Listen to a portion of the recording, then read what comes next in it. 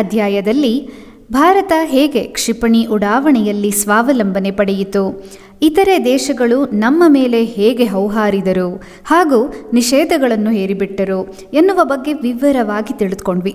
ಹಾಗೆ APJ ಅವರ ಆಡಳಿತ ವರ್ಗ, ನಾಯಕತ್ವದ ಗುಣಗಳು, ತೀರ್ಮಾನಗಳನ್ನು ಯಾವ ರೀತಿ ಅವರು ತೆಗೆದುಕೊಳ್ತಾ ಇದ್ರು, ಪೃಥ್ವಿ ಕ್ಷಿಪಣಿಯ ಯಶಸ್ವಿ ಉಡ್ಡಯನ, ಭಾರತದ ಈ ದೊಡ್ಡ ಕನಸುಗಳನ್ನು ಸಾಕಾರಗೊಳಿಸಿದ ಈ ನಮ್ಮ ಮಹನೀಯ ಮುಂದೆ ಸಾಗುತ್ತಾ ಅವರ ಮತ್ತಷ್ಟು ಅನಿಸಿಕೆಗಳು, ಕಲಿತ ಪಾಠಗಳನ್ನು ನಿಮ್ಮೊಂದಿಗೆ ಹಂಚಿಕೊಳ್ತಾ ಹೊರಡ್ತಾರೆ.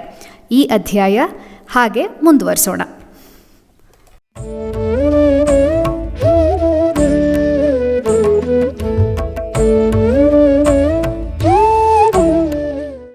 ರಾಕೆಟ್ ತಯಾರಿಕೆಯಲ್ಲಿ ಭಾರತ ಹೊಂದಿದ ಮೂಲ ಅಂತಃಸತ್ವವನ್ನು ಈ ಯಶಸ್ಸಿನಿಂದ ಮತ್ತೆ ನಾವು ದೃಢಪಡಿಸಿಬಿಟ್ಟಿದ್ದೆವು.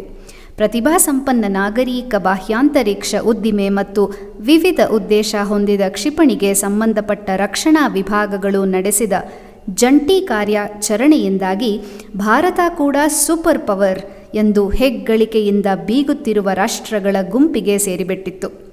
ಯಾವಾಗಲೂ ಬುದ್ಧ ಅಥವಾ ಗಾಂಧಿ ತತ್ವಗಳನ್ನು ಉದ್ಧರಿಸುವ ಭಾರತ ಏಕೆ ಮತ್ತು ಯಾವಾಗ ಕ್ಷಿಪಣಿ ಶಕ್ತಿಯನ್ನು ಹೊಂದಿತು ಎಂಬುದನ್ನು ನಾವು ಮುಂದಿನ ಜನಾಂಗಕ್ಕೆ ತಿಳಿಸಲೇಬೇಕು. 2 ಶತಮಾನದ ಕಾಲ ದಾಸ್ಯತನ, ಶೋಷಣೆ ಮತ್ತು ನಕಾರಾತ್ಮಕ ಧೋರಣೆಗಳಿಂದ ಆಳಿದರೂ ಭಾರತೀಯರ ಕ್ರಿಯಾಶೀಲತೆ ಮತ್ತು ಸಾಮರ್ಥ್ಯಗಳನ್ನು ಯಾರಿಂದಲೂ ನಾಶಪಡಿಸಲಾಗಲಿಲ್ಲ. ಸ್ವಾತಂತ್ರ್ಯ ಪಡೆದ 1 ದಶಕದೊಳಗಾಗಿ ಭಾರತದಲ್ಲಿ ಬಾಹ್ಯಾಕಾಶ ಮತ್ತು ಪರಮಾಣು ಶಕ್ತಿಯ ಯೋಜನೆಗಳು ಸ್ಥಾಪನೆಗೊಂಡು ಶಾಂತಿ ಪ್ರಯತ್ನಗಳಿಗಾಗಿ ಅಭಿವೃದ್ಧಿಗೊಂಡವು. ಈ ಅವಧಿಯಲ್ಲಿ ಸಶಸ್ತ್ರ ಪಡೆಗಳ ನಿರ್ದಿಷ್ಟ ಬೇಡಿಕೆ ಅಥವಾ ಕ್ಷಿಪಣಿ ಯೋಜನೆಗೆ ಕಾದಿರಿಸಿದ ಧನ ವಿನಿಯೋಗ ಕೂಡ ಇರಲಿಲ್ಲ. 1962ರ ಕೆಟ್ಟ ಅನುಭವ ನಮ್ಮನ್ನು ಕ್ಷಿಪಣಿ ಯೋಜನೆಯಲ್ಲಿ ಮೂಲಭೂತ ಅಭಿವೃದ್ಧಿ ಕಾರ್ಯಗಳನ್ನು ಕೈಗೊಳ್ಳಲು ಪ್ರೇರೇಪಿಸಿತ್ತು. ಪೃಥ್ವಿ ಯೋಜನೆ ಅಭಿವೃದ್ಧಿ ನಮಗೆ ಸಾಕೆ? 4-5 ಕ್ಷಿಪಣಿಗಳ ಅಭಿವೃದ್ಧಿ ಸ್ವದೇಶೀಯವಾಗಿ ನಡೆದರೆ ನಾವು ಪರಿಪೂರ್ಣ ಸಮರ್ಥರಾಗುತ್ತೇವೆಯೇ? ಅಥವಾ ಅಣು ಅಸ್ತ್ರಗಳನ್ನು ಹೊಂದಿದರೆ ಬಲಾಢ್ಯರಾಗುತ್ತೇವೆಯೇ? ಕ್ಷಿಪಣಿಗಳು ಮತ್ತು ಪರಮಾಣು ಅಸ್ತ್ರಗಳು ದೊಡ್ಡ ಶಸ್ತ್ರಾಗಾರದ ಸಂಗ್ರಹಣೆಯಲ್ಲಿ ಒಂದು ಸಣ್ಣ ವಿಭಾಗ ಅಷ್ಟೆ. ಮುಂದುವರಿದ ತಂತ್ರಜ್ಞಾನ ಕ್ಷೇತ್ರದಲ್ಲಿ ಸ್ವಾವಲಂಬನೆಯ ಸಂಕೇತವಾಗಿ ಪೃಥ್ವಿ ಅಭಿವೃದ್ಧಿ ಕಾರ್ಯಕ್ರಮ ನಡೆದಿದೆ ಎಂದು ನನ್ನ ಭಾವನೆ. ಘನವಾದ ತಾಂತ್ರಿಕ ಬೆಳವಣಿಗೆ ನಡೆಯಬೇಕಾದರೆ ಅದಕ್ಕೆ ತಕ್ಕುದಾದ ಧನ ವಿನಿಯೋಗ ಮತ್ತು ಮೂಲಭೂತ ಸೌಕರ್ಯಗಳು ಅಷ್ಟೇ ದೊಡ್ಡ ಪ್ರಮಾಣದಲ್ಲಿ ಇರಬೇಕು. ದುರಾದೃಷ್ಟವಶಾತ್ ನಮ್ಮ ರಾಷ್ಟ್ರದಲ್ಲಿ ಇವೆರಡೂ ಇರಲಿಲ್ಲ. ಇದ್ದರೂ ಅಲ್ಪ ಪ್ರಮಾಣದಲ್ಲಿ ಮಾತ್ರವಿತ್ತು. ಹಾಗಿದ್ದರೆ ನಾವು ಏನು ಮಾಡಬೇಕು, ಏನು ಮಾಡಬಹುದು? ದೇಶದಲ್ಲಿ ಲಭ್ಯವಿರುವ ಸಂಪನ್ಮೂಲಗಳನ್ನು ಕ್ರೋಢೀಕರಿಸಿ ಅಗ್ನಿ ಕ್ಷಿಪಣಿ ಯೋಜನೆಯನ್ನು ಅಭಿವೃದ್ಧಿಪಡಿಸಿ ಇದನ್ನು ತಂತ್ರಜ್ಞಾನ ಪ್ರದರ್ಶನ ಯೋಜನೆಯಾಗಿ ಸಾಧಿಸಿದ್ದು ಈ ಪ್ರಶ್ನೆಗೆ ಉತ್ತರ ನೀಡಬಲ್ಲದೆ? ಯೋಚನೆ ಮಾಡೋಣ. ದಶಕದ ಹಿಂದೆ ಇಸ್ರೋ ಸಂಸ್ಥೆ ರೆಕ್ಸ್ ಯೋಜನೆಯನ್ನು ಅಭಿವೃದ್ಧಿಪಡಿಸುವ ವೇಳೆ ಕೂಡ ಇಂತಹ ವಿಚಾರ ಮಂಥನ ನಡೆದಿತ್ತು. ಆಗಲೂ ನನಗೆ ನಮ್ಮ ವಿಜ್ಞಾನಿಗಳು, ತಂತ್ರಜ್ಞರು ಒಟ್ಟು ಸೇರಿ ಇಂತಹ ತಾಂತ್ರಿಕ ಆವಿಷ್ಕಾರವನ್ನು ಮಾಡಬಲ್ಲರು ಎಂಬ ಅಚಲವಾದ ವಿಶ್ವಾಸವಿತ್ತು. ವೈಜ್ಞಾನಿಕ ಪ್ರಯೋಗಾಲಯಗಳು ಮತ್ತು ಶೈಕ್ಷಣಿಕ ಸಂಸ್ಥೆಗಳು ಜಂಟಿಯಾಗಿ ಪರಿಶ್ರಮಗೈದರೆ ಪ್ರಪಂಚಕ್ಕೆ ಮಾದರಿಯಾಗುವ ತಂತ್ರಜ್ಞಾನವನ್ನು ನಮ್ಮವರು ಪಡೆಯಬಲ್ಲರು ಎಂಬ ಆಶಯ ಭಾರತಕ್ಕಿದೆ. ಇದರಿಂದಾಗಿ ಫ್ಯಾಬ್ರಿಕೇಷನ್ ಕಾರ್ಖಾನೆಗಳ ರೂಪ ಹೊಂದಿದ ಉದ್ಯಮವನ್ನು ದೊಡ್ಡ ನಿಟ್ಟಿನಲ್ಲಿ ಪರಿವರ್ತನೆ ಮಾಡಲು ಭಾರತೀಯರು ಸ್ವದೇಶೀಯವಾಗಿ ಅಭಿವೃದ್ಧಿಪಡಿಸಿದ ಈ ತಂತ್ರಜ್ಞಾನವನ್ನು ಬಳಸಿ ಅತ್ಯುತ್ತಮ ಫಲಿತಾಂಶ ತರಲು ಸಾಧ್ಯವಿದೆ. ಈ ಸಾಧನೆಯತ್ತ ಮುಂದುವರಿಯಲು ನಾವು 3 ಹಂತದ ಯೋಜನೆಯನ್ನು ಹಾಕಿಕೊಂಡೆವು. ವಿವಿಧ ಶೈಕ್ಷಣಿಕ ಸಂಸ್ಥೆಗಳ ಪಾಲುಗೊಳ್ಳುವಿಕೆ, ಸಾಮರಸ್ಯದ ಸಂಘಟನಾ ಪ್ರಯತ್ನ ಹಾಗೂ ಅಭಿವೃದ್ಧಿಶೀಲ ತಂತ್ರಜ್ಞಾನ. ಈ 3 ಕಲ್ಲುಗಳನ್ನು ಕಡಿಯುತ್ತಾ ನಾವು ಅಗ್ನಿಯನ್ನು ಸೃಷ್ಟಿಸಿದ್ದೆವು. ಅಗ್ನಿ ತಂಡದಲ್ಲಿ ಸುಮಾರು 500 ವಿಜ್ಞಾನಿಗಳು ಕಾರ್ಯಪ್ರವೃತ್ತರಾಗಿದ್ದರು. ಇದರೊಂದಿಗೆ ಹಲವಾರು ಸಂಸ್ಥೆಗಳು ಈ ಬೃಹತ್ ಯೋಜನೆಯಲ್ಲಿ ಕೈಜೋಡಿಸಿ ನೆರವಾಗಿದ್ದವು. ಈ ಅಗ್ನಿ ಮಿಷನ್ನಲ್ಲಿ 2 ಪ್ರಮುಖ ಅಂಶಗಳಿದ್ದವು. ಒಂದು ಕೆಲಸ ಮತ್ತು ಇನ್ನೊಂದು ಕೆಲಸಗಾರರು. ಪ್ರತಿಯೊಬ್ಬರೂ ಇನ್ನೊಬ್ಬರನ್ನು ಅವಲಂಬಿಸಿದ್ದು ಜೊತೆಗೂಡಿ ಸಮಾನ ಗುರಿ ಸಾಧನೆಗೆ ಶ್ರಮಿಸುತ್ತಿದ್ದರು. ವಿರೋಧಾಭಾಸ ಮತ್ತು ಗೊಂದಲಗಳು ಯಾವತ್ತೂ ಬಂದೇ ಬರುತ್ತವೆ. ಹಾಗಾಗಿ ವಿವಿಧ ನಾಯಕರು ನಮ್ಮ ಒಡನಾಡಿಗಳಿಗೆ ತಮ್ಮದೇ ಆದ ರೀತಿಯ ಮಹತ್ವ ತೋರಿಸಿದ ಕೆಲಸ ಸಾಗಿಸಲು ಅವರ ಸಹಕಾರ ಪಡೆಯುತ್ತಾರೆ. ಕೆಲವರು ಕಾರ್ಯ ಮುಗಿಯುವವರೆಗೂ ಏನೇ ಮಾಡಲು ಸಿದ್ಧರಾಗಿರುತ್ತಾರೆ. ಇನ್ನೂ ಕೆಲವರು ಗುರಿ ಮುಟ್ಟಲು ಮಾತ್ರ ಜನರು ಅಗತ್ಯವಿರುತ್ತಾರೆ. ಕೆಲವರಿಗೆ ಕೆಲಸವಷ್ಟೇ ಮುಖ್ಯ ಅಲ್ಲ, ಜೊತೆಯಲ್ಲಿ ಕೆಲಸ ಮಾಡುವವರಿಗೆ ಆದ್ಯತೆ ನೀಡಿ ಅವರ ಅಭಿಮಾನ ವಿಶ್ವಾಸ ಗಳಿಸಲು ಪ್ರಯತ್ನಿಸುತ್ತಾರೆ ಕೂಡ. ಇಂತಹ ತಂಡವು ಸಾಧಿಸಿದ ಕೆಲಸದ ಮೌಲ್ಯಮಾಪನ ಮಾಡುವಾಗ ಅಥವಾ ಮಾನವೀಯ ಸಂಬಂಧದ ದೃಷ್ಟಿಯಲ್ಲಿ ನೋಡಿದರೆ ಅದು ಅತ್ಯುತ್ಕೃಷ್ಟ ಸಾಧನೆ ಮಾಡುವಂತಹದ್ದಾಗಿದೆ ಎಂಬುದು ನನ್ನ ಭಾವನೆ. ತೊಡಗಿಸಿಕೊಳ್ಳುವಿಕೆ, ಭಾಗವಹಿಸುವಿಕೆ ಮತ್ತು ಅಚಲ ನಿಷ್ಠೆ ಇವು ಕಾರ್ಯಾಚರಣೆಗೆ ಬೇಕಾದ ಬಹುಮುಖ್ಯ ಅವಶ್ಯಕತೆಗಳು. ಪ್ರತಿಯೊಂದು ತಂಡದ ಸದಸ್ಯರು ತಮ್ಮ ಆಯ್ಕೆಯಿಂದ ಇಂತಹ ಕಾರ್ಯಾಚರಣೆಗೈಯುತ್ತಾರೆ. ಅಗ್ನಿಯ ಉಡ್ಡಯನ ಕಾರ್ಯ ಕೇವಲ ವಿಜ್ಞಾನಿಗಳಿಗೆ ಮಾತ್ರ ಸೀಮಿತವಾಗಿರಲಿಲ್ಲ. ಅವರ ಕುಟುಂಬಗಳಿಗೂ ಅದರ ಸಾಫಲ್ಯದ ಬಗ್ಗೆ ಬಹಳ ಕಾಳಜಿ ಇತ್ತು. ಇಂತಹ ಒಂದು ಉದಾಹರಣೆಯನ್ನು ನಾನು ಇಲ್ಲಿ ಖಂಡಿತ ಸ್ಮರಿಸಬೇಕು. VR ನಾಗರಾಜ್ ಎಂಬುವರು ವಿದ್ಯುನ್ಮಾನ ಸಂಯೋಜನೆ ಕಾರ್ಯಕ್ರಮದ ಮುಖ್ಯಸ್ಥರಾಗಿದ್ದರು. ಅವರು ಕೆಲಸಗಳಲ್ಲಿ ಎಷ್ಟು ಮಗ್ನರಾಗಿದ್ದರು ಎಂದರೆ ಆ ವೇಳೆ ಅವರಿಗೆ ಊಟ, ನಿದ್ರೆ, ಆಹಾರ ಯಾವುದರ ಪರಿವೆಯೇ ಇರುತ್ತಿರಲಿಲ್ಲ. ITRನಲ್ಲಿ ಅವರಿದ್ದಾಗ ಅವರ ಭಾವ ಊರಿನಲ್ಲಿ ಮರಣ ಹೊಂದಿದ್ದರು. ಈ ವಾರ್ತೆಯನ್ನು ಆ ಕುಟುಂಬ ಅವರಿಗೆ ತಿಳಿಸಲೇ ಇಲ್ಲ. ಏಕೆಂದರೆ ಯಾವುದೇ ಕಾರಣದಿಂದ ಅಗ್ನಿ ಉಡ್ಡಯನ ಕಾರ್ಯಕ್ರಮಕ್ಕೆ ತೊಂದರೆ ಆಗಬಾರದಲ್ಲವೇ? ಎಷ್ಟೊಂದು ಕರ್ತವ್ಯ ನಿಷ್ಠೆ ಮತ್ತು ಸಮರ್ಪಣಾ ಮನೋಭಾವವನ್ನು ಈ ಕುಟುಂಬ ಹೊಂದಿತ್ತು ಎಂಬುದನ್ನು ನಾವು ಖಂಡಿತ ಗಮನಿಸಬೇಕು.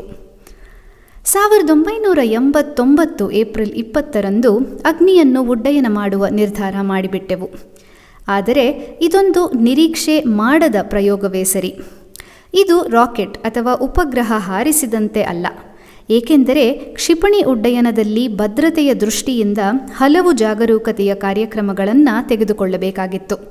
2 ರೆಡಾರ್ಗಳು, 1 ಕ್ಷಿಪಣಿಯನ್ನು ಉಡ್ಡಯಿಸುವ ವಾಹಕ, 3 ಟೆಲಿಮೆಟ್ರಿಕ್ ಕೇಂದ್ರಗಳು, 1 ನಿಯಂತ್ರಣಾ ಕೇಂದ್ರ, ಹಾರಿಬಿಟ್ಟರೆ ಕ್ಷಿಪಣಿಯ ಚಾಲನೆಯನ್ನು ಗುರುತಿಸುತ್ತಾ ಹೋಗುವ 4 ಎಲೆಕ್ಟ್ರೋ ಆಪ್ಟಿಕಲ್ ಕೇಂದ್ರಗಳು ಇವಿಷ್ಟನ್ನೂ ಸಿದ್ಧಗೊಳಿಸಬೇಕು. ಇದಲ್ಲದೆ ಇಸ್ಟ್ರಾಕ್ ಹಾಗೂ ಶಾರ್ ಕೇಂದ್ರಗಳಲ್ಲಿ ಸಹ ಟೆಲಿಮೆಟ್ರಿ ಕೇಂದ್ರಗಳಿಂದ ಈ ಉಡ್ಡಯನವನ್ನು ಗಮನಿಸಲು ತಿಳಿಸಲಾಯಿತು. ಕ್ಷಿಪಣಿಯಲ್ಲಿ ಅಳವಡಿಸಿದ ಬ್ಯಾಟರಿಗಳನ್ನು ಜೀವಂತವಾಗಿಸುವ ವ್ಯವಸ್ಥೆ ಹಾಗೂ ಇದರಿಂದ ಉಳಿದ ನಿಯೋಜಕ ಸಾಧನಗಳ ಉಸ್ತುವಾರಿ, ಹೀಗೆ ಎಲ್ಲ ಜಾಗರೂಕತೆಗಳನ್ನು ತೆಗೆದುಕೊಳ್ಳಬೇಕು. ಭೂತಾಪಮಾನ ಅಥವಾ ಒತ್ತಡದಲ್ಲಿ ಏನಾದರೂ ತೊಂದರೆ ಕಂಡುಬಂದರೆ ಕೂಡಲೇ ನಿಲ್ಲಿಸು ಎಂಬ ಸೂಚನೆಯನ್ನು ಪಡೆಯುವ ವಿಶೇಷ ಸ್ವಯಂಚಾಲಿತ ತಪಾಸಣಾ ವ್ಯವಸ್ಥೆಯನ್ನು ಅಳವಡಿಸಲಾಯಿತು. ದೋಷ ಪರಿಹಾರವಾದರೆ ಮಾತ್ರ ಹಾರಾಟ ನಡೆಸುವ ಅವಕಾಶ ಕಲ್ಪಿಸಲಾಯಿತು. ಉಡ್ಡಯನಕ್ಕೆ 36 ತಾಸುಗಳಿರುವಾಗ ಕ್ಷಣಗಣನೆ ಪ್ರಾರಂಭವಾಯಿತು. 7.5 ನಿಮಿಷಗಳಿರುವಾಗ ಕ್ಷಣಗಣನೆ ಕಂಪ್ಯೂಟರ್ ನಿಯಂತ್ರಿತಗೊಂಡಿತು. ಉಡ್ಡಯನಗೊಳ್ಳಲು ಬೇಕಾದ ಎಲ್ಲ ಸಿದ್ಧತೆಗಳು ಕಾರ್ಯಸೂಚಿಯಂತೆ ನಡೆದವು. ಸುತ್ತಮುತ್ತಲಿನ ಹಳ್ಳಿಯ ಜನರನ್ನು ಸುರಕ್ಷಿತವಾಗಿ ಬೇರೆ ಕಡೆ ಸಾಗಿಸುವ ಕಾರ್ಯ ಆರಂಭವಾಯಿತು. ಈ ಘಟನೆ ಸುದ್ದಿ ಮಾಧ್ಯಮಗಳಿಗೆ ತಲುಪಿ ಒಂದಷ್ಟು ಗೊಂದಲದ ವಾತಾವರಣ ಕೂಡ ಉಂಟಾಯಿತು. 1989 ಏಪ್ರಿಲ್ 20ರಲ್ಲಿ ಇಡೀ ದೇಶ ನಮ್ಮೆಡೆ ಗಮನ ಹರಿಸಿತ್ತು. ವಿದೇಶಿ ಶಕ್ತಿಗಳು ಈ ಉಡ್ಡಯನ ಪ್ರಯೋಗವನ್ನು ಕೂಡಲೇ ಬಿಟ್ಟು ಬಿಡುವಂತೆ ಒತ್ತಡ ಹಾಕಿದ್ದವು. ಆದರೆ ಭಾರತ ಸರ್ಕಾರ ಇದಕ್ಕೆ ಯಾವುದೇ ಸೊಪ್ಪು ಹಾಕದೆ ನಮ್ಮ ಪ್ರಯತ್ನಗಳಿಗೆ ಕಲ್ಲಿನಂತೆ ಬೆಂಬಲ ನೀಡಿತು. ಇನ್ನೇನು 14 ಸೆಕೆಂಡುಗಳು ಬಾಕಿ ಇರುವಾಗಲೇ ನಿಲ್ಲಿಸು ಎಂಬ ಸೂಚನೆ ಬಂದುಬಿಟ್ಟಿತು. ಏಕೆಂದರೆ ಒಂದು ಉಪಕರಣದಲ್ಲಿ ತೊಂದರೆ ಆಗಿದೆ ಎಂಬ ಮುನ್ಸೂಚನೆ ಬಂದಿತ್ತು. ಅಷ್ಟರಲ್ಲಿ ಭೂವಲಯದ ಕೇಂದ್ರವೂ ನಿಲ್ಲಿಸು ಎಂಬ ಸೂಚನೆ ನೀಡಿತು. ಅಷ್ಟರೊಳಗೆ ಎಲ್ಲೆಡೆಯಿಂದ ಸ್ಟಾಪ್ ಅಂದರೆ ನಿಲ್ಲಿಸು ಎಂಬ ಸೂಚನೆಗಳ ಪ್ರವಾಹವೇ ಹರಿದಿತ್ತು. ನಾವು ಕೂಡಲೇ ಎಲ್ಲ ಕಾರ್ಯಾಚರಣೆಯನ್ನು ತ್ಯಜಿಸಲೇಬೇಕಾಯಿತು. ಕ್ಷಿಪಣಿಯಲ್ಲಿ ಬಳಸಿದ್ದ ಬ್ಯಾಟರಿಗಳು ದೋಷಗೊಂಡ ಕಾರಣ ನಾವು ಕ್ಷಿಪಣಿಯ ಮುಖ್ಯ ಭಾಗವನ್ನು ಬಿಚ್ಚಿ ಪರಿಶೀಲಿಸಲು ತೊಡಗಲೇಬೇಕಾಯಿತು. ಇಷ್ಟರಲ್ಲಿ ನಾಗರಾಜ್ಗೆ ಅವರ ಕುಟುಂಬದಲ್ಲಾದ ದುರಂತದ ಸುದ್ದಿ ತಿಳಿಸಲಾಗಿತ್ತು. ಅವರು ಅಳುತ್ತಾ ನನ್ನಲ್ಲಿ ಬಂದು ಇನ್ನು 3 ದಿನಗಳಲ್ಲಿ ಮರಳಿ ಖಂಡಿತ ಕೆಲಸಕ್ಕೆ ತೊಡಗುತ್ತೇನೆ ಎಂದು ಆಶ್ವಾಸನೆಯಿತ್ತು ಹೊರಟು ಹೋದರು. ಇಂತಹ ಮಹಾ ಕಾರ್ಯಶೀಲರ ಹೆಸರುಗಳನ್ನು ಯಾವುದೇ ಇತಿಹಾಸದ ಪುಸ್ತಕ ದಾಖಲಿಸುವುದಿಲ್ಲ. ಆದರೆ ಇಂತಹ ನಿಷ್ಠಾವಂತರ ಅದಮ್ಯ ಕರ್ತವ್ಯ ಪರತೆಯಿಂದ ರಾಷ್ಟ್ರೀಯ ಯೋಜನೆಗಳು ಹಲವು ಬಾರಿ ಅಗ್ನಿ ಪರೀಕ್ಷೆಗೊಳಗಾಗಿ ಯಶಸ್ಸು ಪಡೆದಿವೆ. ನಾಗರಾಜ್ ಅವರನ್ನು ಊರಿಗೆ ಕಳುಹಿಸಿದ ಬಳಿಕ ನಾನು ತಂಡವನ್ನು ಭೇಟಿಯಾದೆ. ಇಡೀ ತಂಡದ ನೈತಿಕ ಸ್ಥೈರ್ಯ ಕುಸಿದು ಹೋಗಿ ದುಃಖ ಮತ್ತು ನಿರಾಸೆಗಳಿಂದ ಸ್ಮಶಾನ ಮೌನ ಎಲ್ಲೆಡೆ ಪಸರಿಸಿತ್ತು. ಕೂಡಲೇ ನಾನು ಅವರೊಂದಿಗೆ SLV 3ರ ಪ್ರಯೋಗದ ಅನುಭವವನ್ನು ಹಂಚಿಕೊಂಡೆ. ನಾನು ನನ್ನ ರಾಕೆಟ್ ಉಡ್ಡಯನ ವಾಹಕವನ್ನು ಸಮುದ್ರದಲ್ಲಿ ಕಳೆದುಕೊಂಡೆ. ಆ ಬಳಿಕ ಹಠದಿಂದ ಕಾರ್ಯವೆಸಗಿ ಜಯಶೀಲನಾದೆ. ಆದರೆ ಇಲ್ಲಿ ನಿಮ್ಮ ಕ್ಷಿಪಣಿ ಭದ್ರವಾಗಿ ನಿಮ್ಮ ಮುಂದೆ ಇದೆ. ಏನಿದ್ದರೂ ನೀವು ಕೆಲವು ವಾರಗಳ ಶ್ರಮವನ್ನು ಕಳೆದಿರಿ ಅಷ್ಟೆ. ಇನ್ನೂ ಕೆಲವು ದಿನಗಳೊಳಗೆ ವಿಜಯ ನಿಮ್ಮದಾಗುತ್ತದೆ ಎಂದು ಉತ್ತೇಜಕ ಮಾತುಗಳನ್ನು ನಾನು ದೃಢವಾಗಿ ನುಡಿದೆ. ಈ ಮಾತುಗಳು ಮಂತ್ರ ಸದೃಶವಾಗಿ ಅವರ ಜಡತ್ವವನ್ನು ನೀಗಿಸಿ ಮತ್ತೆ ತೀವ್ರ ಕಾರ್ಯಾಚರಣೆಗಾಗಿ ಉಪವ್ಯವಸ್ಥೆಗಳತ್ತ ಸಾಗಲು ಪ್ರೇರಣೆ ನೀಡಿತು. ಎಂದಿನಂತೆ ಮಾಧ್ಯಮಗಳು ಲೇವಡಿ ಆರಂಭಿಸಿದವು. ನಮ್ಮ ಹಾರಾಟದ ದಿನಾಂಕವನ್ನು ಮುಂದೂಡಲು ಕಾರಣವನ್ನು ನಾನಾ ರೀತಿಯಲ್ಲಿ ಅರ್ಥೈಸಿ ಓದುಗರಿಗೆ ಬಹಳ ವ್ಯಂಗ್ಯ ರೀತಿಯಲ್ಲಿ ರಸದೌತಣವನ್ನು ನೀಡಿದ್ದವು ಕೂಡ. ಮುಂದಿನ 10 ದಿನಗಳು ರಾತ್ರಿ ಹಗಲು ಶ್ರಮ ವಹಿಸಿ ಮತ್ತೊಮ್ಮೆ ವಿಜ್ಞಾನಿಗಳು ಉಡ್ಡಯನ ಪೂರ್ವಸಿದ್ಧತೆ ನಡೆಸಿದರು. ಮೇ 1, 1989 ಮತ್ತೊಂದು ದಿನಾಂಕ. ಮತ್ತೊಂದು ಸ್ವಯಂಚಾಲಿತ ತಪಾಸಣೆಯ ಗಣಕ ಸೂಚನೆ ನೀಡಿತು. ನಿಲ್ಲಿಸು. ಅದು ಉಡ್ಡಯನದ 10 ಸೆಕೆಂಡುಗಳ ಮೊದಲು. ಕೂಲಂಕುಷವಾಗಿ ತಪಾಸಣೆ ನಡೆಸಿದಾಗ S1 TVC ಎಂದರೆ ಒಂದು ನಿಯಂತ್ರಣದ ಉಪಕರಣ ಸರಿಯಾಗಿ ಕಾರ್ಯನಿರ್ವಹಿಸುತ್ತಿಲ್ಲ ಎಂಬ ವಿಷಯ ತಿಳಿಯಿತು. ಮತ್ತೊಮ್ಮೆ ಉಡ್ಡಯನ ತಾರೀಖನ್ನು ಮುಂದೂಡಿದೆವು. ಇತ್ತೀಚಿನ ದಿನಗಳಲ್ಲಿ ಇವೆಲ್ಲ ತೀರಾ ಸಾಮಾನ್ಯ. ಇಂತಹುದು ವಿದೇಶಗಳಲ್ಲಿ ಆಗಾಗ್ಗೆ ನಡೆಯುತ್ತದೆ ಎಂಬುದು ಸತ್ಯ ಕೂಡ. ಆದರೆ ಬಹಳ ನಿರೀಕ್ಷೆಯಲ್ಲಿ ಗಮನಿಸುತ್ತಿದ್ದ ರಾಷ್ಟ್ರ ನಮ್ಮ ಕಷ್ಟಗಳನ್ನು ಮೆಚ್ಚಿಕೊಳ್ಳುವ ಸ್ಥಿತಿಯಲ್ಲಿ ಇರಲಿಲ್ಲ. ಓರ್ವ ಹಳ್ಳಿಗ ಕೂಡ ನೋಟು ಎಣಿಸುತ್ತಾ ಇನ್ನೋರ್ವನಿಗೆ ಹೇಳಿದ ಮಾತು ಬಹಳ ವ್ಯಂಗ್ಯ ಕೂಡ ಅನಿಸಿತ್ತು. ನಾನು ITRನಲ್ಲಿ ನನ್ನ ತಂಡವನ್ನು ಬಿಟ್ಟು ಸ್ವಲ್ಪ ಸಮಯ ತೆಗೆದುಕೊಂಡು ಹೇಗೆ ಇದನ್ನು ಸುಧಾರಿಸಬಹುದು ಎಂದು ಯೋಚಿಸತೊಡಗಿ DRDL ಹಾಗೂ RCI ಸಮುದಾಯದೊಂದಿಗೆ ಮಾತನಾಡಲು ಬಂದೆ. ಈ ಸೋಲಿನ ಹಿನ್ನೆಲೆಯಲ್ಲಿ ನಾನು ಇಲ್ಲಿನ ವೈಜ್ಞಾನಿಕ ಸಮುದಾಯವನ್ನು ಪುನಶ್ಚೇತನಗೊಳಿಸಬೇಕಲ್ವೇ? DRDL ಹಾಗೂ RCI ಎಲ್ಲ ಸಿಬ್ಬಂದಿ 8 ಮೇ 1989 ಒಂದೆಡೆ ಕಲೆತರು. ಸಾಧಾರಣ ಸುಮಾರು 2,000 ಜನ ಸೇರಿದ್ದರು. ಸ್ಫೂರ್ತಿ ತುಂಬುವ ರೀತಿಯಲ್ಲಿ ನಾನು ಭಾಷಣ ಮಾಡುತ್ತಾ ಹೇಳಿದೆ, ದೇಶದ ಇತಿಹಾಸದಲ್ಲಿಯೇ ಪ್ರಪ್ರಥಮವಾಗಿ ಸಂಶೋಧನಾ ಕೇಂದ್ರವೊಂದಕ್ಕೆ ಅಗ್ನಿಯಂತಹ ಮಹಾಯೋಜನೆಯನ್ನು ಯಶಸ್ವಿಯಾಗಿ ಪೂರ್ಣಗೊಳಿಸುವ ಜವಾಬ್ದಾರಿ ನೀಡಿದ್ದಾಗಿದೆ. ಇದೊಂದು ಬಹಳ ದೊಡ್ಡ ಅವಕಾಶವೇ ಸರಿ ಅಲ್ಲವೇ? ಹೀಗಾಗಿ ದೊಡ್ಡ ಅವಕಾಶಗಳು ಲಭಿಸಿದಾಗ ನಾವು ದೊಡ್ಡ ದೊಡ್ಡ ಸವಾಲುಗಳನ್ನು ಎದುರಿಸಬೇಕಾಗುವುದು ಸಹಜ ಅಲ್ಲವೇ? ನಾವು ಯಾವುದೇ ಕಾರಣಕ್ಕಾಗಿ ಹಿಂಜರಿಯಬಾರದು ಮತ್ತು ಸಮಸ್ಯೆಗಳನ್ನು ನಮ್ಮ ಮೇಲೆ ಸವಾರಿ ಕೂಡ ಮಾಡಲೇಬಾರದು. ಅದಕ್ಕೆ ಅವಕಾಶ ಕೂಡ ಕೊಡಬಾರದು. ಈ ದೇಶ ಯಶಸ್ಸಿಗಿಂತ ಕಡಿಮೆ ಏನನ್ನೂ ನಮ್ಮಿಂದ ನಿರೀಕ್ಷಿಸುವುದಿಲ್ಲ. ಹೀಗಾಗಿ ನಾವು ಯಶಸ್ಸಿಗಾಗಿ ಕಷ್ಟಪಡೋಣ. ನನ್ನ ಭಾಷಣ ಮುಗಿಯುತ್ತಿದ್ದಂತೆ ಈ ತಿಂಗಳ ಕೊನೆಯಲ್ಲಿ ಖಂಡಿತ ನಾವು ಯಶಸ್ವಿ ಉಡ್ಡಯನ ಮಾಡಿ ಮರಳಿ ನಿಮ್ಮನ್ನು ಕಾಣುತ್ತೇವೆ ಎಂದು ಹೇಳುವುದನ್ನು ಕಂಡೆ. ಈ ಬಾರಿ ಎದುರಿಸಿದ ತೊಂದರೆಯಿಂದಾಗಿ ನಿಯಂತ್ರಣ ವ್ಯವಸ್ಥೆಯ ಎಲ್ಲ ವಿಭಾಗಗಳನ್ನು ನಾವು ಪುನರ್ರೂಪಿಸಬೇಕಾಯಿತು. ಈ ಗುರುತರ ಕ್ರಿಯೆಯನ್ನು ನಾವು DRDO ಇಸ್ರೋ ತಂಡಕ್ಕೆ ನೀಡಿದ್ದೆವು. ಅತ್ಯಂತ ಪ್ರಬಲ ಇಚ್ಛಾಶಕ್ತಿ ಹಾಗೂ ಛಲದಿಂದ ಈ ತಂಡ ದಾಖಲೆ ಸಮಯದೊಳಗಾಗಿ ಈ ಕಾರ್ಯವನ್ನು ಮುಗಿಸಿ ಎಲ್ಲ ತೊಂದರೆಗಳನ್ನು ನಿವಾರಿಸಿ ಸಾಹಸ ಪ್ರದರ್ಶಿಸಿತು. 100ಕ್ಕೂ ಹೆಚ್ಚಿನ ಸಂಖ್ಯೆಯ ವಿಜ್ಞಾನಿಗಳು 10 ದಿನಗಳ ಅವಿರತ ಪ್ರಯತ್ನಗಳಿಂದ ಇಂತಹ ಗಮನಾರ್ಹ ಸಾಧನೆ ಹೇಗೆ ಮಾಡಿದರು ಎಂಬುದು ದೊಡ್ಡ ಆಶ್ಚರ್ಯವೇ ಸರಿ. 11ನೆಯ ದಿನ ತಪಾಸಣೆಗೊಳಪಡಿಸಿ ನಿಯಂತ್ರಣ ವ್ಯವಸ್ಥೆಯ ಉಪಕರಣಗಳನ್ನು ಹೊತ್ತ ವಿಮಾನ ತಿರುವನಂತಪುರದಿಂದ ITR ನೆಲೆಯಲ್ಲಿ ಇಳಿಯಿತು. ಜೊತೆಗೆ ಒಂದು ಚಂಡಮಾರುತ ಸನಿಹವಾಗುತ್ತಿದೆ ಎಂಬ ಸೂಚನೆ ಕೂಡ ಬಂದಿತ್ತು. ಎಲ್ಲ ಕಾರ್ಯಕ್ಷೇತ್ರಗಳನ್ನು ಉಪಗ್ರಹ ಸಂವಹನ ಜಾಲದಿಂದ ಸದಾ ಒಂದರೊಡನೊಂದು ಸಂಪರ್ಕ ಇಟ್ಟುಕೊಳ್ಳಲು ಸಾಧ್ಯವಾದ ಜಾಲವನ್ನು ಹೆಣೆದಿದ್ದೆವು. ಹವಾಮಾನ ವರದಿಗಳು ಪ್ರತಿ 10 ನಿಮಿಷಗಳಿಗೊಮ್ಮೆ ಕೈ ಸೇರುತ್ತಿದ್ದವು. ಕೊನೆಯಲ್ಲಿ 1989 ಮೇ 22 ಉಡ್ಡಯನ ಕಾರ್ಯ ನಡೆಸುವುದೆಂದು ನಿಶ್ಚಯಿಸಲಾಯಿತು. ಅದರ ಹಿಂದಿನ ದಿನ ರಾತ್ರಿ doctor Arunachalam, general KN Singh ಮತ್ತು ನಾನು ರಕ್ಷಣಾ ಮಂತ್ರಿ KC ಪಂತ್ ಅವರೊಂದಿಗೆ ಮಾತನಾಡುತ್ತಿದ್ದೆವು. ಉಡ್ಡಯನವನ್ನು ವೀಕ್ಷಿಸುವುದಕ್ಕಾಗಿ ಅವರು ITRಗೆ ಬಂದಿದ್ದರು. ಆ ದಿನ ಸಮುದ್ರ ಭರತದ ದಿನವಾಗಿದ್ದು ನೀರಿನ ಅಲೆಗಳು ತೀರಾ ವೇಗದಿಂದ ಎತ್ತರಕ್ಕೆ ಬಂದು ಅಪ್ಪಳಿಸುತ್ತಿದ್ದವು. ಬಹುಶಃ ಸರ್ವಶಕ್ತನಾದ ಜಗದೀಶನನ್ನು ಈ ಮೂಲಕ ಸ್ತುತಿಸುತ್ತಿದ್ದವೋ ಏನೋ. ನಾಳೆ ಅಗ್ನಿಯ ಯಶಸ್ವಿ ಉಡ್ಡಯನ ಆದೀತೆ. ಆ ಬೆಳದಿಂಗಳ ಸುಂದರ ವಾತಾವರಣದಲ್ಲಿ ಎಲ್ಲರ ಮನಸ್ಸಿನಲ್ಲಿ ಈ ಪ್ರಶ್ನೆ ಉದ್ಭವಿಸಿತ್ತು. ಆದರೂ ಯಾರೂ ಅದನ್ನು ಹೇಳಲೊಲ್ಲರು. ಮೌನ ಮುರಿಯುವಂತೆ, ಏನು ಕಲಾಂ, ನಾಳಿನ ಅಗ್ನಿ ಪರೀಕ್ಷೆಯ ಯಶಸ್ಸನ್ನು ಯಾವ ರೀತಿಯಲ್ಲಿ ಆಚರಿಸಬೇಕೆಂದಿರುವಿರಿ ಎಂದು ಕೇಳಿದರು KC ಪಂತ್ ಅವರು. ಇದು ಬಹಳ ಸರಳ ಪ್ರಶ್ನೆಯಾದರೂ ಉತ್ತರ ನನಗೆ ತೋಚಲಿಲ್ಲ. ನನಗೇನು ಬೇಕು, ನನಗೆ ಏನಿಲ್ಲ, ಏನಿದೆ, ಯಾವುದು ನನಗೆ ಅತ್ಯಂತ ಸಂತೋಷದಿಂದ ತುಂಬಿರಲು ಸಾಧ್ಯ ಎಂದು ಯೋಚಿಸಿ, ಸರ್, ನಮಗೆ 1,00,000 ಸಸಿಗಳು ಬೇಕು. ಇದನ್ನು ನಾವು RCIನಲ್ಲಿ ನೆಡುತ್ತೇವೆ ಎಂದು ನಾನು ಕೂಡಲೇ ಹೇಳಿದೆ. ಆತ್ಮೀಯತೆಯಿಂದ ಅವರ ಮುಖ ಅರಳಿ, ಒಳ್ಳೆಯದು. ಅಗ್ನಿಯ ಯಶಸ್ಸಿಗಾಗಿ ನೀವು ಭೂಮಿ ತಾಯಿಯ ಆಶೀರ್ವಾದವನ್ನೇ ಕೇಳುತ್ತಿದ್ದೀರಿ. ಖಂಡಿತ ನೀವು ಜಯ ಸಾಧಿಸುತ್ತೀರಿ ಕಲಾಂ ಎಂದು ಅವರು ಹೇಳಿದರು. ಮರುದಿನ ಬೆಳಗ್ಗೆ 7:10 ಅಗ್ನಿ ಗಗನಕ್ಕೇರಿತು. ಎಲ್ಲ ದೃಷ್ಟಿಯಿಂದಲೂ ಇದು ಅತ್ಯಂತ ಕರಾರುವಕ್ಕಾದ ಹಾರಾಟ. ಇದು ರಾತ್ರಿಯೆಲ್ಲ ನಿದ್ದೆಗೆಟ್ಟ ಮೇಲೆ ನಿರೀಕ್ಷಿಸುವ ಸುಂದರ ಮುಂಜಾವು ಆಗಿತ್ತು. ಈ ಸಾಹಸಕ್ಕೆ ಶ್ರಮದಾಯಕವಾದ 5 ವರ್ಷಗಳೇ ಹಿಡಿದಿದ್ದವು. ನಾವು ಎಲ್ಲ ರೀತಿಯ ಒತ್ತಡಗಳನ್ನು ಎದುರಿಸಿ ಜಯಶೀಲರಾದೆವು. ಎಲ್ಲೆಡೆಯಿಂದ ಇದನ್ನು ನಿಲ್ಲಿಸಿ ಎಂಬ ಒತ್ತಡ ಬಂದಿತ್ತು. 5 ವಾರಗಳನ್ನು ತೊಂದರೆಯ ನಿವಾರಣೆಯಲ್ಲಿ ಕಳೆದಿದ್ದೆವು. ನನ್ನ ಜೀವನದ ಅತ್ಯಂತ ಹರ್ಷದಾಯಕ ಕ್ಷಣಗಳಲ್ಲಿ ಇದೂ ಒಂದಾಯಿತು.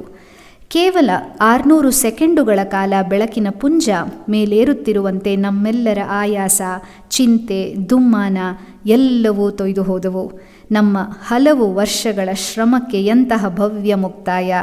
ರಾತ್ರಿ ನನ್ನ ಡೈರಿಯಲ್ಲಿ ಈ ರೀತಿ ಬರೆದೆ: ದುರುಳರ ಧೃತಿಗೆಡಿಸಿ ಸಾಹಸವದು ನಡೆಸಿ ಸವಾಲು ಮಾಡಿದ್ದೆವು ಅಗ್ನಿ ಎಂಬುವ ಶಸ್ತ್ರದಿಂದ. ಅದು ತಾ ಭಾರತೀಯನ ಹೃದಯಾಭಿಮಾನದ ಬೆಳಕಿನ ಕಿಡಿ. ಹೆಸರೆಸೆದಿರು ನೀ ಅದನು ಬರೀ ಕ್ಷಿಪಣಿಯೆಂದು. ಸೆಟೆದುಬ್ಬಿ ನಿಂತಿಹ ದೇಶಿಗನ ಹೆಮ್ಮೆಯದು. ಪ್ರಾಜ್ವಲ್ಯಮಾನವಾಗಿ ಬೆಳಗುತ್ತಿಹುದು, ಬೆಳಗುತ್ತಲೇ ಇರುವುದು.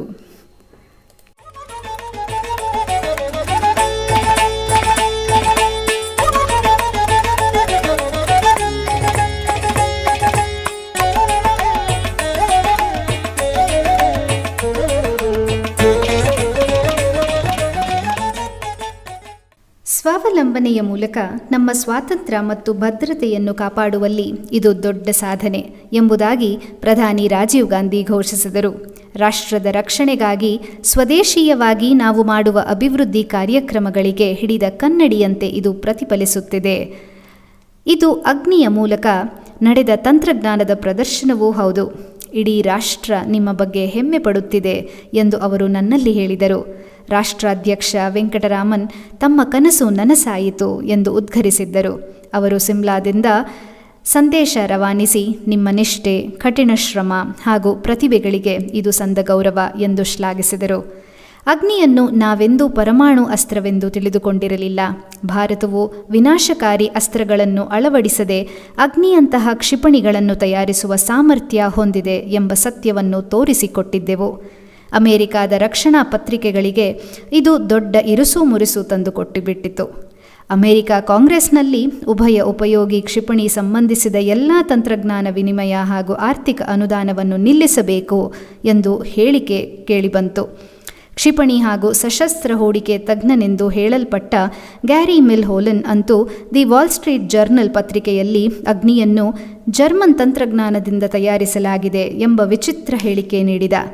ಜರ್ಮನಿಯ ಏರೋಸ್ಪೇಸ್ ರಿಸರ್ಚ್ ಎಸ್ಟಾಬ್ಲಿಷ್ಮೆಂಟ್ ಅಗ್ನಿಯ ನಿಯಂತ್ರಣಾ ಸಾಧನಗಳನ್ನು ತಯಾರಿಸಿದೆ ಎಂಬ ವರದಿ ಓದಿ ನಾನು ಜೋರಾಗಿ ನಕ್ಕುಬಿಟ್ಟೆ. ಅದು ಅಲ್ಲದೆ ಈ ಎಲ್ಲ ಪರೀಕ್ಷೆಗಳು ಜರ್ಮನಿಯ ವಿಂಡ್ ಟನಲ್ನಲ್ಲಿ ನಡೆದು ಎಂದು ಬರೆದಿತ್ತು ಕೂಡ. ಜರ್ಮನಿ ಈ ವರದಿಯನ್ನು ಸುಳ್ಳು ಎಂದು ಹೇಳಿ ಸ್ಪಷ್ಟೀಕರಣ ನೀಡಿತು. ಕೂಡಲೇ ಉಳಿದವರು ನಾವು ಫ್ರಾನ್ಸ್ನಿಂದ ಈ ನೆರವು ಪಡೆದಿದ್ದೇವೆ ಎಂದು ಸುದ್ದಿ ಮಾಡಿದರು. ನಾನು ನನ್ನ 4 ತಿಂಗಳ ವೆಲಾಪ್ ದ್ವೀಪದ ಪ್ರವಾಸದ ವೇಳೆ ಈ ತಂತ್ರಜ್ಞಾನವನ್ನು ಸಂಗ್ರಹಿಸಿದ್ದೆ ಎಂದು ಅಮೆರಿಕ ಸೆನೆಟರ್ ಜೆಫ್ ಪಿಂಕ್ಮ್ಯಾನ್ ಹೇಳಿಕೆ ಕೊಟ್ಟುಬಿಟ್ಟಿದ್ದರು. ಸತ್ಯ ಏನೆಂದರೆ, ನಾನು ಈ ದ್ವೀಪವನ್ನು ನೋಡಿದ್ದು 25 ವರ್ಷಗಳ ಹಿಂದೆ. ಅಗ್ನಿಯ ತಂತ್ರಜ್ಞಾನದ ಬಗ್ಗೆ ಅಮೆರಿಕಾದಲ್ಲಿ ಕೂಡ ಆಗ ತಿಳಿದಿರಲಿಲ್ಲ. ಇಂದಿನ ಜಗತ್ತಿನಲ್ಲಿ ತಾಂತ್ರಿಕವಾಗಿ ಹಿಂದುಳಿದರೆ ಅಂತಹ ರಾಷ್ಟ್ರಗಳನ್ನು ಇನ್ನೊಬ್ಬರ ಅವಲಂಬನೆಗೆ ಆಸ್ಪದ ನೀಡಿದಂತಾಗುವುದಿಲ್ಲವೇ? ಈ ಉದ್ದೇಶಕ್ಕಾಗಿ ನಾವು ನಮ್ಮ ಸ್ವಾತಂತ್ರ್ಯವನ್ನು ಕಳೆದುಕೊಳ್ಳುವುದು ನ್ಯಾಯವೇ? ಇಂತಹ ಭಯೋತ್ಪಾದನೆಯ ವಿರುದ್ಧ ನಾವು ನಿಷ್ಠೆ ಮತ್ತು ಭದ್ರತೆಯ ಭರವಸೆಯನ್ನು ರಾಷ್ಟ್ರಕ್ಕೆ ಮುಡುಪಾಗಿರಿಸಿ ದುಡಿಯಬೇಕು. ಇದು ನಮ್ಮ ಆದ್ಯ ಕರ್ತವ್ಯವೂ ಹೌದು. ದಾಸ್ಯತನದ ಪರಂಪರೆಯಿಂದ ಸ್ವತಂತ್ರ ದೊರಕಿಸಿದ ನಮ್ಮ ಹಿರಿಯರ ಆತ್ಮಸಮರ್ಪಣೆಯ ಗೌರವಾಧಾರಗಳನ್ನು ಕಾಪಾಡಿಕೊಳ್ಳಬೇಡವೇ? ತಂತ್ರಜ್ಞಾನ ಕ್ಷೇತ್ರದಲ್ಲಿ ನಾವು ಸ್ವಾವಲಂಬಿಗಳಾದರೆ ಮಾತ್ರ ಈ ದೇಶ ರಕ್ಷಣೆ ಸಾಧ್ಯ. ಅಗ್ನಿ ಉಡ್ಡಯನ ನಮ್ಮ ಸೇನಾಪಡೆಗಳಿಗೆ ಇನ್ನಿಲ್ಲದ ಸ್ಥೈರ್ಯವನ್ನು ತಂದುಕೊಟ್ಟಿತ್ತು. ನಮ್ಮ ಪ್ರಜಾಪ್ರಭುತ್ವದ ಗೊಂದಲಗಳಿಂದಾಗಿ ಆಗುವ ಅಜಾಗರೂಕತೆ ಅಥವಾ ಅಶಾಂತಿಗಳಿಂದ ಹೊರಗಿನ ರಾಷ್ಟ್ರಗಳ ಸಂಭಾವ್ಯ ಹೊಂಚು ಅಥವಾ ಆಕ್ರಮಣಗಳನ್ನು ನಿರೀಕ್ಷಿಸಿದ ರಕ್ಷಣಾ ಸೂತ್ರಗಳನ್ನು ಅಳವಡಿಸುತ್ತಿದ್ದ ಸಮಗ್ರ ಪಡೆ ಇದೀಗ ಭಾರತ ಒಂದು ಯುದ್ಧವನ್ನು ನಿಯಂತ್ರಿಸುವಷ್ಟು ಸಶಕ್ತ ಎನ್ನುವ ಆತ್ಮವಿಶ್ವಾಸ ಪಡೆದಿತ್ತು. ಅಗ್ನಿಯ ಉಡ್ಡಯನದೊಂದಿಗೆ IGMDPಯ 5 ವರ್ಷಗಳ ಅವಧಿಯೂ ಕಳೆಯಿತು. ಅತ್ಯಂತ ಕ್ಲಿಷ್ಟವಾದ ಎಂಟ್ರಿ ತಂತ್ರಜ್ಞಾನದ ಸಾಧನೆ, ಪೃಥ್ವಿ, ತ್ರಿಶೂಲ್ ಕ್ಷಿಪಣಿಗಳ ಯಶಸ್ವಿ ಪರೀಕ್ಷಾ ಉಡ್ಡಯನ, ನಾಗ್ ಮತ್ತು ಆಕಾಶ್ ಯೋಜನೆಗಳ ಆರಂಭ, ಇವುಗಳಿಂದ ಅಂತಾರಾಷ್ಟ್ರೀಯ ಮಟ್ಟದಲ್ಲಿ ಭಾರತವು ಉಳಿದವರಿಗೆ ಎಗ್ಗಿಲ್ಲದ ಸ್ಪರ್ಧೆ ನೀಡಿತ್ತು. ನಾಗ್ ಮತ್ತು ಆಕಾಶ್ ಯೋಜನೆಗಳ ಸಾಫಲ್ಯದಿಂದ ಪುನಃ ದೊಡ್ಡ ತಾಂತ್ರಿಕ ಸಾಧನೆಗಳ ನಿರೀಕ್ಷೆ ಇರುವ ಕಾರಣ ಇವುಗಳತ್ತ ನಮ್ಮ ಲಕ್ಷ್ಯ ಹರಿಯಬೇಕಾಗಿತ್ತು. 1989 ಸೆಪ್ಟೆಂಬರ್ನಲ್ಲಿ ಜವಾಹರ್ಲಾಲ್ ನೆಹರು ಸ್ಮಾರಕ ಉಪನ್ಯಾಸಕ್ಕಾಗಿ ಮುಂಬಯಿಯ ಮಹಾರಾಷ್ಟ್ರ ಅಕಾಡೆಮಿ ಆಫ್ ಸೈನ್ಸ್ನಿಂದ ಆಮಂತ್ರಿತನಾದೆ. ಈ ಸಂದರ್ಭದಲ್ಲಿ ಆಕಾಶದಿಂದ ಆಕಾಶಕ್ಕೆ ನೆಗೆಯುವ ಅಸ್ತ್ರ ಕ್ಷಿಪಣಿಯನ್ನು ಸ್ವದೇಶೀಯವಾಗಿ ಮಾಡುವ ಯೋಜನೆಯ ಬಗ್ಗೆ ಯುವ ವಿಜ್ಞಾನಿಗಳೊಂದಿಗೆ ವಿಚಾರ ವಿನಿಮಯ ನಡೆಸಿದೆ. ಈ ಯೋಜನೆ ಮುಂದೆ ಲಘು ಯುದ್ಧ ವಿಮಾನ ಅಂದರೆ SCA ತಯಾರಿಕೆಗೂ ಸ್ಫೂರ್ತಿಯನ್ನು ನೀಡಬಹುದು. ನಾಗ್ ಕ್ಷಿಪಣಿ ಯೋಜನೆಯಲ್ಲಿ ಕಂಡ ಆವಿಷ್ಕಾರ, ಇಮೇಜಿಂಗ್ ಇನ್ಫ್ರಾರೆಡ್ ಹಾಗೂ ಮಿಲಿಮೆಟ್ರಿಕ್ ವೇವ್ ರೆಡಾರ್ ತಂತ್ರಜ್ಞಾನ ನಮ್ಮನ್ನು ಜಗತ್ತಿನ ಕ್ಷಿಪಣಿ ಸಂಶೋಧನಾ ಮತ್ತು ಅಭಿವೃದ್ಧಿ ಕ್ಷೇತ್ರದಲ್ಲಿ ದೊಡ್ಡ ಸ್ಥಾನಕ್ಕೇರಿಸಿದೆ. ಎಂಟ್ರಿ ತಂತ್ರಜ್ಞಾನದಲ್ಲಿ ಇಂಗಾಲ ಮಿಶ್ರಣದ ಬಳಕೆ ಹೇಗೆ ಪ್ರಮುಖ ಪಾತ್ರ ವಹಿಸಿ ಈ ಕ್ಷೇತ್ರಕ್ಕೆ ಹೊಸ ಆಯಾಮ ನೀಡಿದೆ ಎಂಬುದನ್ನು ವಿವರಿಸಿದೆ. ಔದ್ಯಮಿಕ ರಾಷ್ಟ್ರಗಳಿಗೆ ದಾಸನಾಗದೆ, ತಾಂತ್ರಿಕ ಹಿನ್ನಡೆಯಲ್ಲಿ ಜಡತ್ವ ಹೊಂದದೆ ತಂತ್ರಜ್ಞಾನ ಸ್ವಾತಂತ್ರ್ಯ ಪಡೆಯಲು ಪ್ರಧಾನಿ ಇಂದಿರಾ ಗಾಂಧಿ ಅಂದು ತೋರಿದ ದೂರದೃಷ್ಟಿ, ಪುರೋಗಾಮಿ ಚಿಂತನೆಗೆ ಈ ಅಗ್ನಿ ಸಾಫಲ್ಯ ದೊಡ್ಡ ಸಾಕ್ಷಿ. 1989 ಸೆಪ್ಟೆಂಬರ್ ಕೊನೆಯಲ್ಲಿ ನಡೆದ ಅಗ್ನಿಯ 2ನೆಯ ಪರೀಕ್ಷೆಯಲ್ಲಿ ದೊಡ್ಡ ಯಶಸ್ಸು ಲಭಿಸಿತು. ಇದು ಜಗತ್ತಿನಲ್ಲಿಯೇ ಉತ್ತಮವೆನಿಸಿದ ಭೂಮಿಯಿಂದ ಭೂಮಿಗೆ ಹಾರಾಡುವ ಕ್ಷಿಪಣಿ ಎಂದು ಸಾಧಿಸಿ ತೋರಿಸಿತು. ಇದು ಸಾಧಾರಣ 50 ಮೀಟರ್ಗಳ ವ್ಯಾಸ ಹೊಂದಿದ್ದು 1000 kg ತೂಕ ಹೊರಬಲ್ಲ ಹಾಗೂ 250 ಕಿಲೋಮೀಟರ್ ಸಾಗಬಲ್ಲ ಸಾಮರ್ಥ್ಯವನ್ನು ಹೊಂದಿತ್ತು. ಭವಿಷ್ಯದಲ್ಲಿ ಹೊರಬಂದ ತೂಕ ಹಾಗೂ ವೇಗ ಮತ್ತು ದೂರವನ್ನು ಕಂಪ್ಯೂಟರ್ ಮೂಲಕ ನಿರ್ಧರಿಸುವ ವ್ಯವಸ್ಥೆಗಳನ್ನು ಇಲ್ಲಿ ಅಳವಡಿಸಬಹುದು. ಯುದ್ಧದ ವೇಳೆ ಕ್ಷಣಾರ್ಧದಲ್ಲಿ ಈ ಸಂಯೋಜನೆ ಕುಳಿತಲ್ಲಿಂದಲೇ ಮಾಡಬಹುದು. ವಿನ್ಯಾಸ, ಕಾರ್ಯಕ್ಷಮತೆ, ಹೂಡುವಿಕೆ ಎಲ್ಲ ವಿಚಾರಗಳಲ್ಲಿಯೂ 100% ಸ್ವದೇಶೀಯವಾಗಿ ತಯಾರಿಕೆಯ ಸಾಧನೆ ಮಾಡಿದ್ದೆವು. ಪರೀಕ್ಷೆಗಳು ಯಶಸ್ವಿಯಾದ ಬಳಿಕ BDLನಲ್ಲಿ ಇವುಗಳನ್ನು ದೊಡ್ಡ ಸಂಖ್ಯೆಯಲ್ಲಿ ತಯಾರಿಸಲು ಸಾಧ್ಯ. ನಮ್ಮ ಭೂಸೇನೆ ಈ ಸಾಧನೆಯನ್ನು ಗಮನಿಸಿ ಕೂಡಲೇ ಪೃಥ್ವಿ ಹಾಗೂ ತ್ರಿಶೂಲ್ ಕ್ಷಿಪಣಿಗಳಿಗಾಗಿ ಬೇಡಿಕೆ ಸಲ್ಲಿಸಿವೆ. ಎಲ್ಲಿಯೂ ಇಂತಹ ವಿದ್ಯಮಾನ ಹಿಂದೆಂದೂ ನಡೆದಿರಲಿಲ್ಲ. ಇದು ಭಾರತದಲ್ಲಿ ನಡೆಯಿತು. ಇದು ನಮ್ಮ ಯಶಸ್ಸಿನ ಕ್ಷಿಪಣಿ ಇತಿಹಾಸ.